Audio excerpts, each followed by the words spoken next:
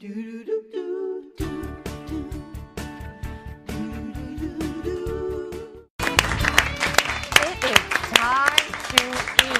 Dan Kohler is here, mastering the science of souffles. Do you guys smell that? It smells really good, doesn't it? Now, Dan, souffles they're difficult to master. I mean, home cooks are afraid to do it. Chefs are afraid to do this. I think there's no other dessert in the lexicon of desserts that strikes fear in the heart of the home cook like the souffle. Okay, I'm going to jump in. Yeah, go for it. I'm not sure I exactly know what a souffle is.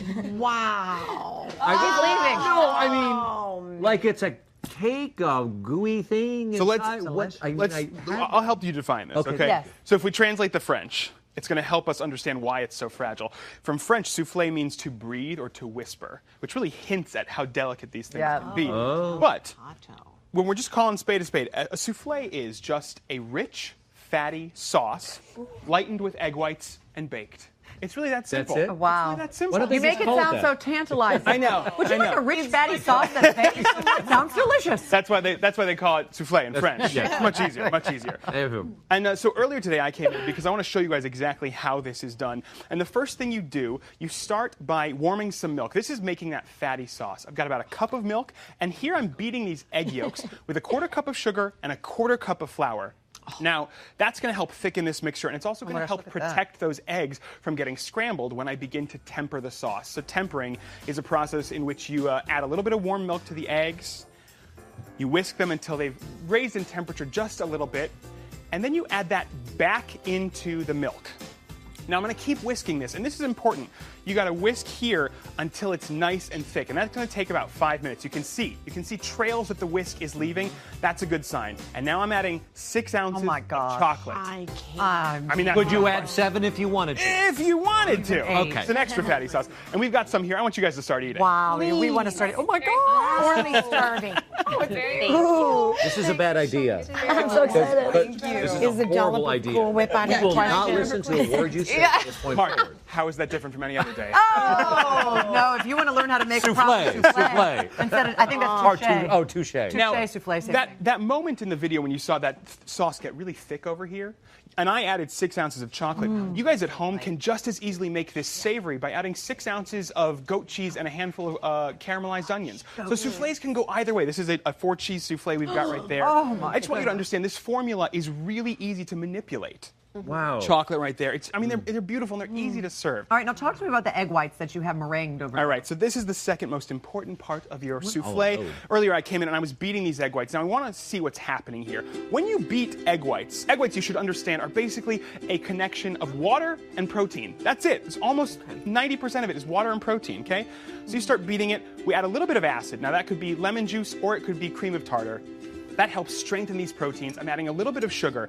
And what's happening as you beat this, air bubbles get trapped in there. And these protein strands, which are tightly wound to begin with, they start to unfurl. So they look like knots to begin with. And then you start beating them, and they shake out like this. And then all of a sudden, they connect right over an air bubble. And what you have, essentially, with beaten egg whites is a structure of protein strands that are trapping air bubbles. And that's what gives souffle its lift. That's really what gives it all of its shape.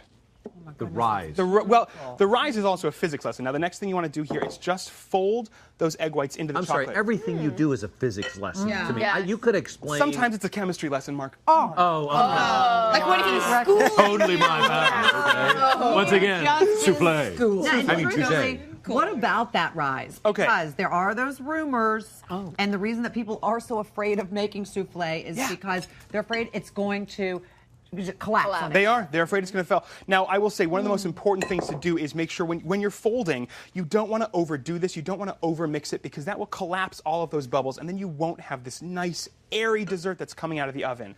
But what's happening in the oven, these pockets of air. Kim, do you know what happens when we heat up air? Yeah. I have heard you. I have heard you in our trailer, and it's not a pretty sound, Dan.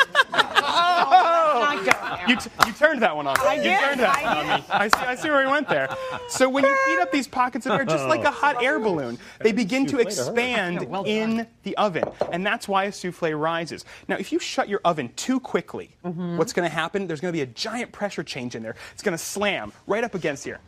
just like that. That'll do it? And it's going to burst all of those bubbles. So you've got to be delicate with these things. You've got to be very gentle when you're folding. You've got to be very gentle when you put them in the oven. They are not impossible, but they are delicate. Now, what about you have to cook it immediately?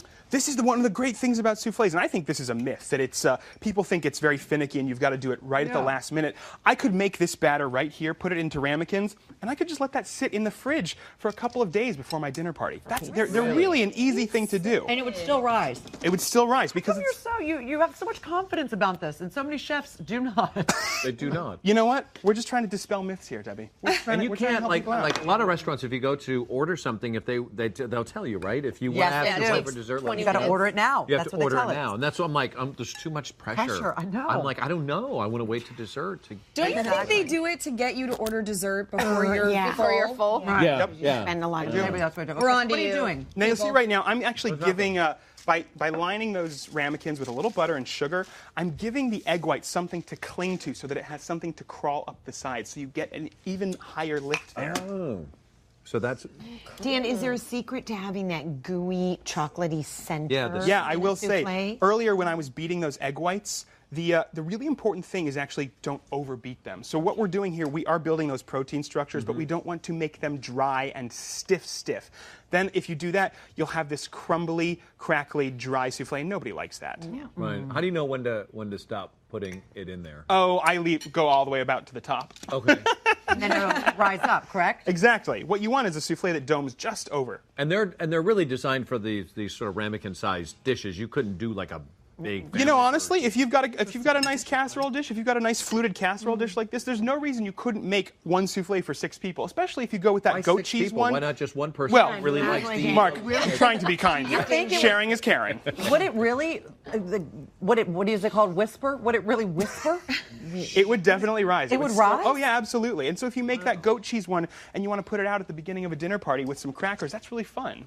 Everyone can dig in. You're going to put those in the oven? We're going to put these in the oven and then we're going to check in on them. Will they be ready? Yeah. Because you have to whisper. Yeah. And do it gently. We don't want to stir the air bubbles. Kim, there's enough hot air. We're trying. Oh, you're